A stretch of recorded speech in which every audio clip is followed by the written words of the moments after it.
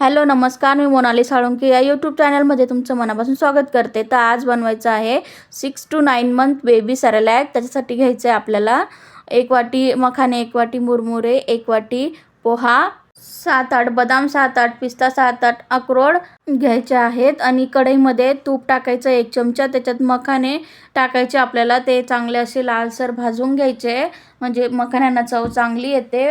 मखाने ना कमी गॅसवरच आपल्याला हलवायचं आहे, म्हणजे ते जास्त भाजणार नाही। कढईमध्ये अजून 1 चमचा तूप टाकायचं, त्याच्यात मुरमुरे आणि पोहे सारखंच भाजून घेणार आहे। मुरमुरे आणि पोह्यांचा पण कलर चेंज होऊ द्यायचा आहे, मग ते चांगले भाजले जातात। त्याच कढईमध्ये काजू, बदाम, पिस्ता, अक्रोड सगळं आपल्याला ते पण असं भाजून घ्यायचं आहे। आणि त्याच्यात पण थोडं तूप टाका, म्हणजे ते पण चांगले भाजले जातात। नंतर ते सगळं आपल्याला मिक्सरमध्ये काढून घ्यायचं आहे, बारीक पावडर करायची त्याची। तर अशा प्रकारे त्याची पावडर झाली बघा, अशी बारीक झालेली आहे।